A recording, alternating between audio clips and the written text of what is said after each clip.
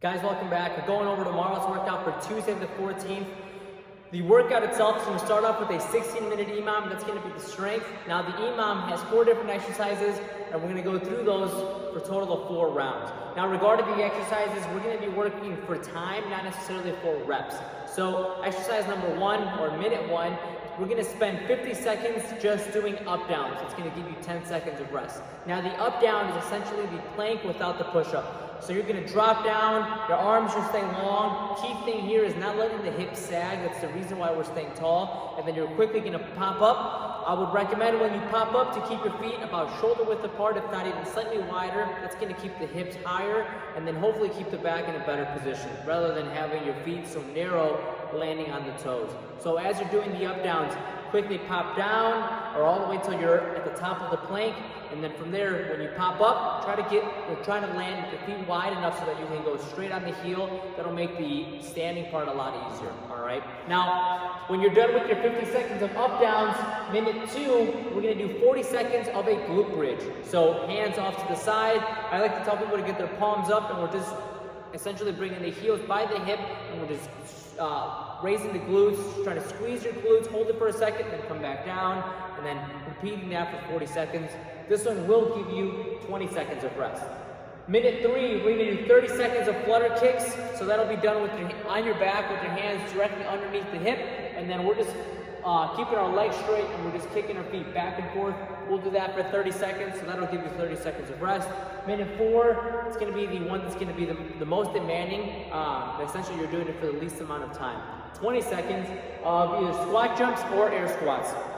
Regarding minute 2 and minute 4, feel free to, if you want to make this a little bit more difficult, maybe as time goes on, you can do these weighted as well. So on the squat jumps, or if you're doing the air squat option, you can hold on to any sort of weight that you might have to make this a little bit harder. But keep in mind, treat this just as a extended warm-up, if you will.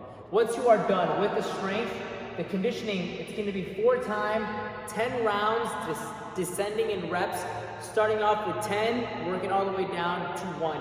We're going to do a single arm dumbbell thruster.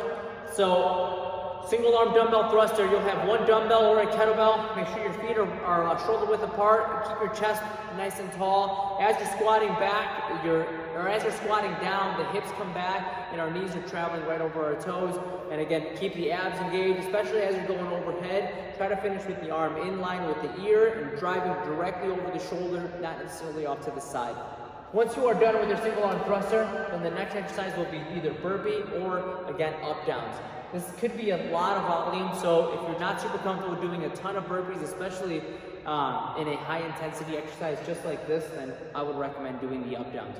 The workout is over once you guys get to 1. Regarding pacing, I would try to slow down the first few rounds up until you get to right around that round 5 or 6. At that point, then you can start cycling through a lot faster, because the burpees are really going to be what's going to slow a lot of people down. So once you get about halfway, then you're way over halfway, right, if you're adding all the reps. But slow yourself down a little bit till you get about round 5, and then you can start picking up the pace, going as fast as you can. All right. Now regarding the actual warm-up, 4 exercises.